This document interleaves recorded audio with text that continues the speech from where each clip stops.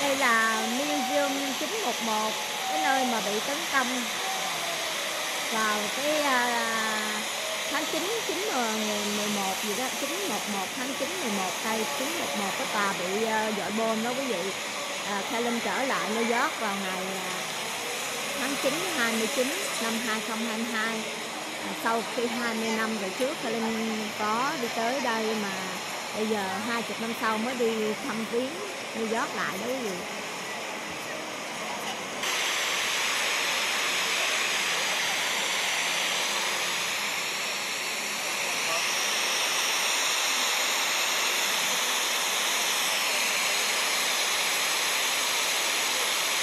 Đây là bằng chiếc mặt tiền của cái khu Museum 911 đó quý vị.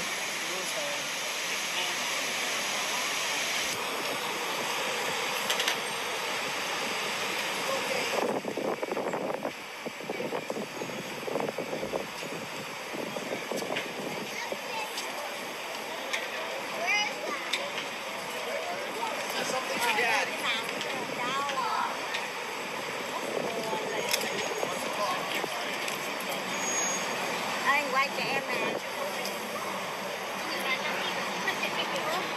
Chị ngủ trên xe hả? Only she know. Because I have my glasses on. Mắt trên xe. Okay. We in New York now, huh? Hello. Put on a little hand cream because I notice when I'm touching the phones right now, it's not registering. That's usually when my hands are so dry. Hopefully it'll help that out. Oh, I didn't know. How are you feeling about New York? Okay, guys. uh,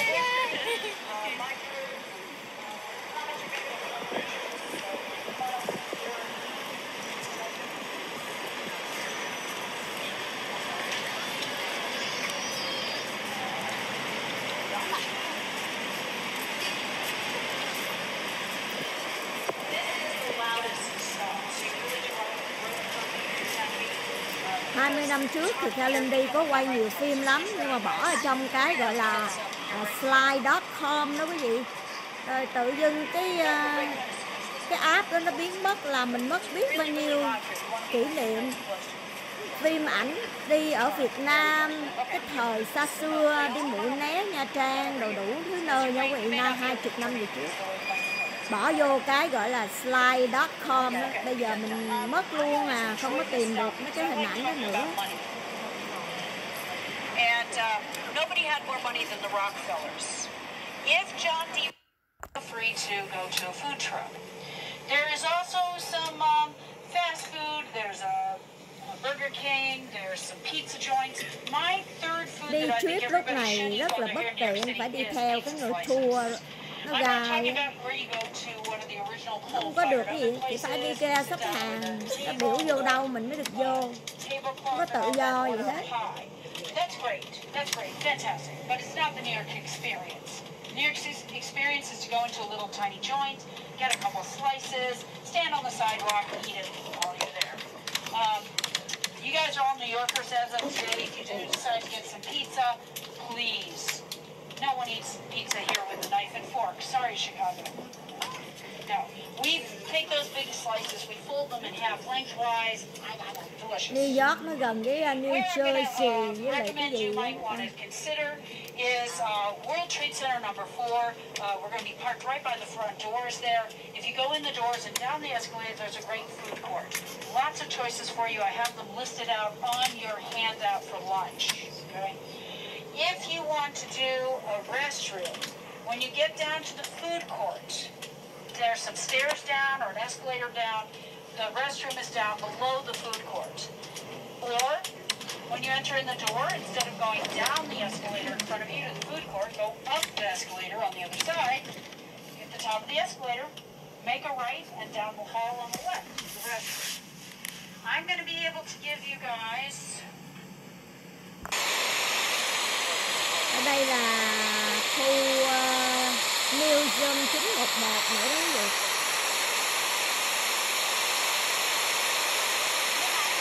Bên kia nó thấy được cái hố. Đấy, đứng ở đó mới thấy cái hố được. Cái này không thấy được cái hố. Cái này nó không hang.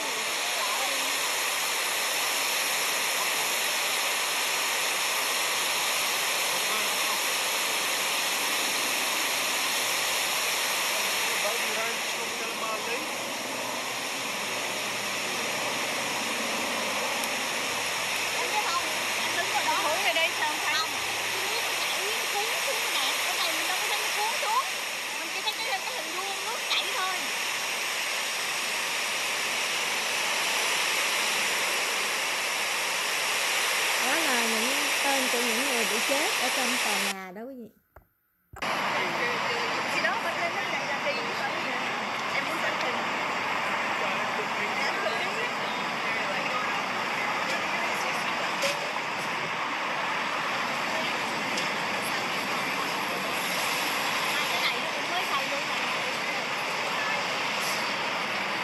Cái này là nó bị tàn phá hồi 911, bây giờ người ta xây lên lại đó quý vị. Cái người Mỹ họ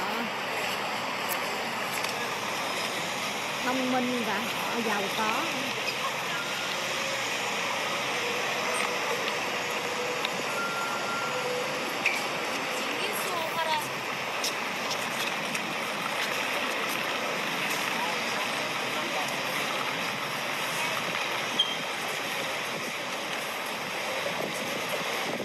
Một nơi hoang tàn bị bom máy bay đâm vô mà bây giờ xây lại phồn thịnh vậy không quý vị.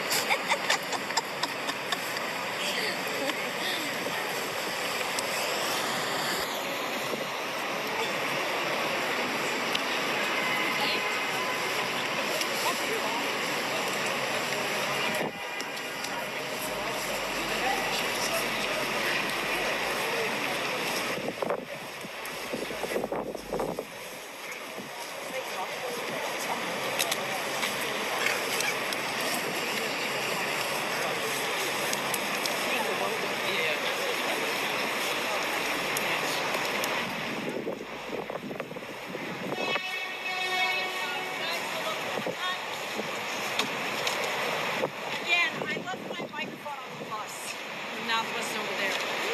So everything on that side of the street over there, that's all Battery Park City. That was created when they dug out from the original World Trade Center. It was an area for people to live and have services who worked in the original World Trade Center. Very heavily damaged by Sandy. Not some damage from the... But it's been rebuilt.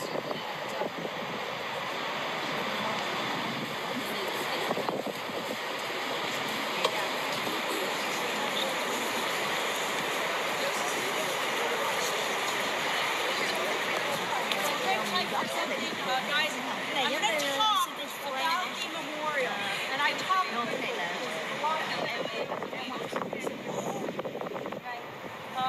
I'll try and project as much as I can.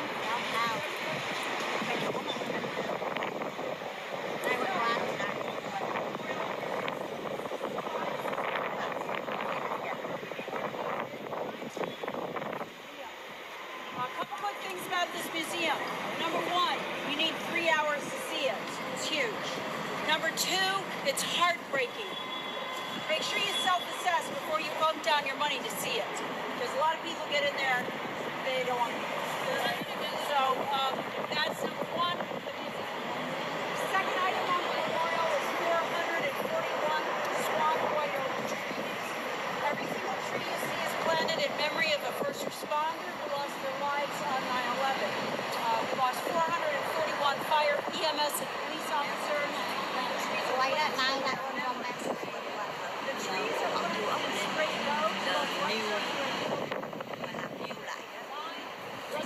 Soldiers going into battle.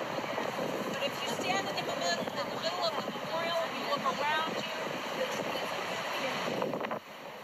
That is also part of the design because it represented the chaos. They chose swamp oils. First reason is those trees are not fancy. They do not do a bloom in the spring. They do not do a color change in the fall. The second reason is, Nevada. It's going to be. Hi, this is Rachel. Yes.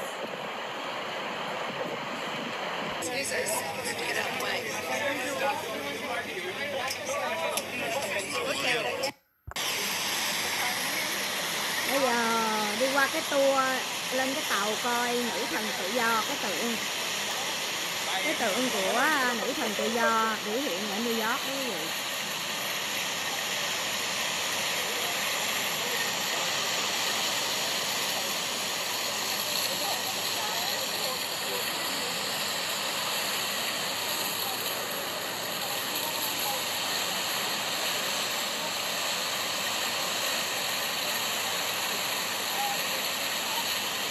Ai cũng bu ra cái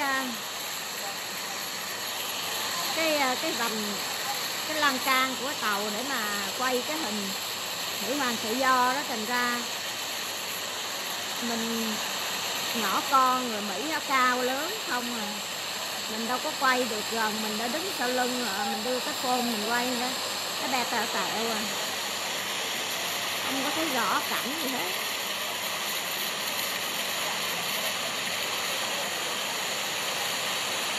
Đó, cứ quơ lại thôi chứ mình đứng sau lưng đâu có thấy gì rõ đâu.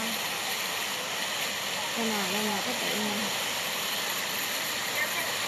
cũng chưa có tìm đúng cái tượng đây, cái tượng đó giờ mới tìm được. Đó là lại bị mất.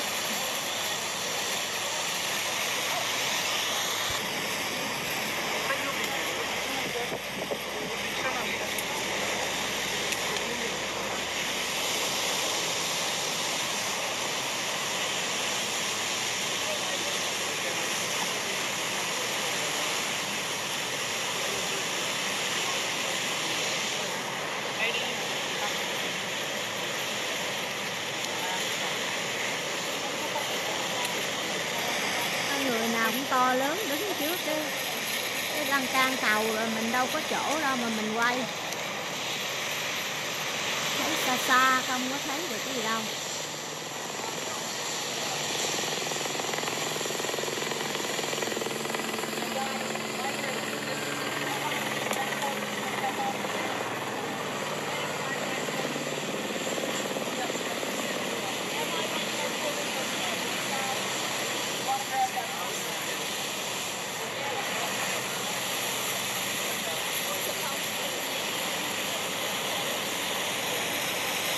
Năm này là năm 2022. Thì gia đình Helen chỉ đi tour chơi thôi, chứ không có đi mua sắm gì hết. Nhưng mà cái hồi 20 năm về trước thì có đi vô một cái mua sắm thì không có phải trả thuế gì vậy đó quý vị.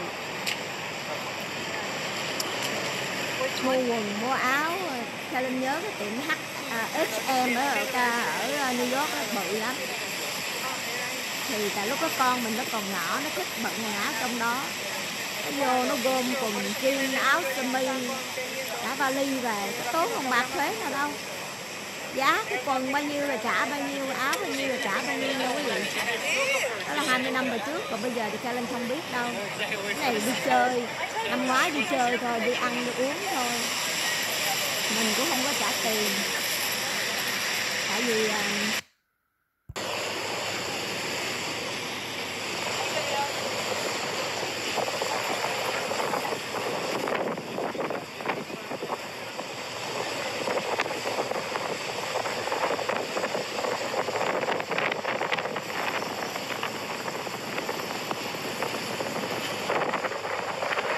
lúc này chưa có biết quay phim, cầm cái phim quay mờ.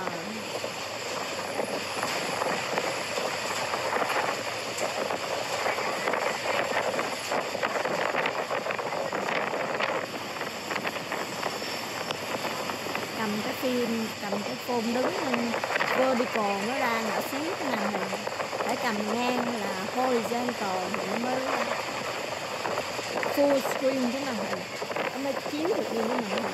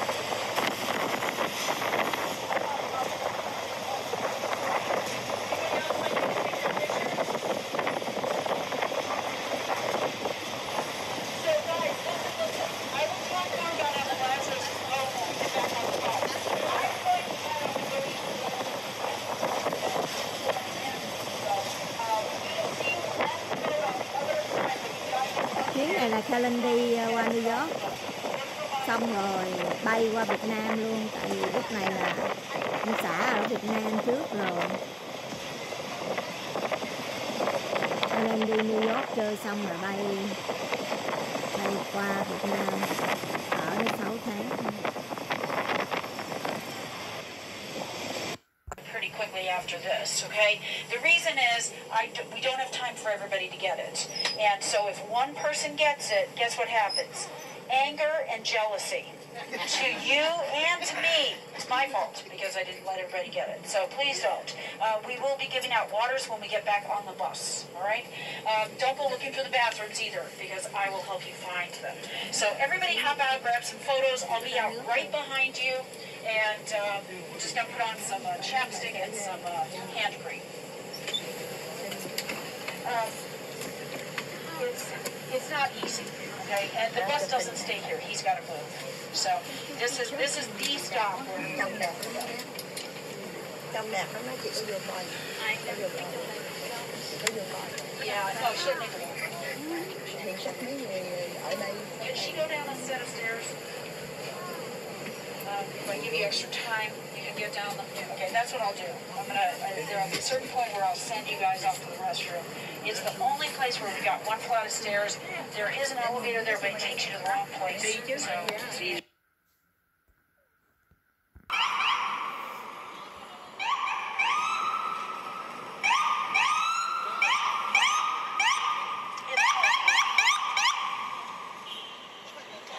able to pay 70,000 workers for 9 years right through the Depression to build this facility.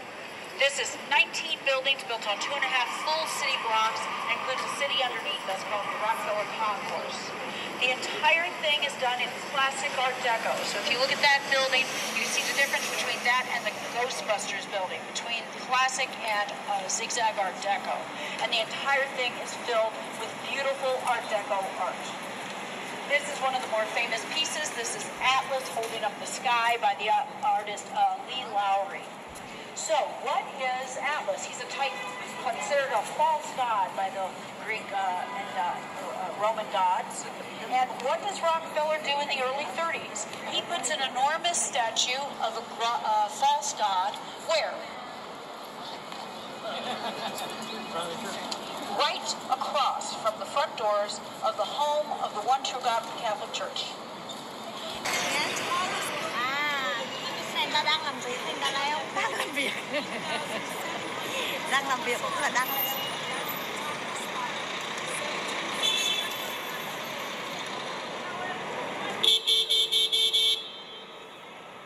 Hey you, where you going?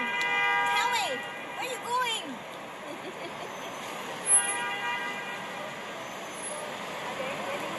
Thấy con bớt nó ra không? Turn around. Anh nói chuyện nó không đi, nó không chạy rồi, nó không chạy rồi. Cái ăn mà chạy gì?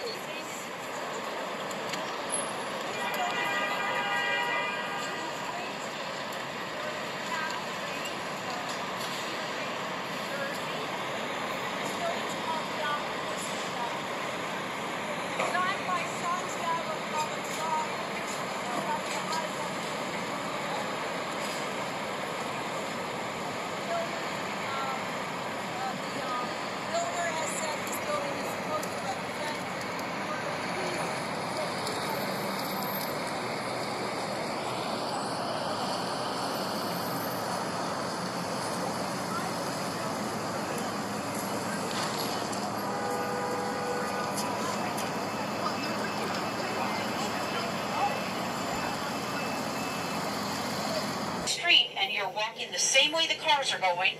If you're on an even numbered street, you're walking east. Even numbered streets go east. Odd numbered streets go west. Some streets go both ways. But you got to get used to that here in New York City because a lot of things in New York go both ways. Yeah. On your right, this is the fire station that lost the most heroes on 9/11. This is engine 54. 1 block away from where we picked you up, basically. They have a nice little 9/11 memorial there. And if you guys want to, when you're done with the tour, you can walk over here and talk to the guys. There are 4 foods that I'm going to go over during the tour that I think everybody should try while they're here in New York City. The first food is my favorite place, is on the back of your handouts coming up on your left. It is Real Kung Fu Little Steam Buns Ramen. There. Real Kung Fu Little Steam Buns Ramen. The food is called soup dumplings or little steam buns. In Chinese, these are called xiaolong bao. Who's have them? Oh, yes. You guys got to go get soup dumplings. They're a type of dim sum that have soup and a meatball inside the noodle wrapper. Used to be you could only get these in one place, Joe Shanghai, which is also on the back of your handout, in Chinatown. Now they're one of the big foods, and I think Real Kung Fu is the best. They are also hand-pulled their own ramen, so if you're a veggie, you got great options. This building is called David Child's Diamond, or Worldwide Plaza. David Child was the architect on the new #1 World Trade Center, the Freedom Tower. The reason I mention this is not because this building is essentially a self-contained city that goes over the entire block, but this is where the third Madison Square Garden was. We've had 4. Okay, our current Madison Square Garden sits above Penn Station, between 30th and 34th Street, between 7th and 8th Avenues. But the third one was here, and this is where all the really famous fights took place. Okay, and this is also where Marilyn Monroe sang "Happy Birthday, Mr. President" to JFK. Yeah, in the dress. Yeah, made just for her, so no one else could ever wear it. Yeah, but I don't have an opinion about that. Okay, guys, so on your right, that is still the neighborhood of Times Square. Guys, but on your left, this neighborhood is called Hell's Kitchen. Okay?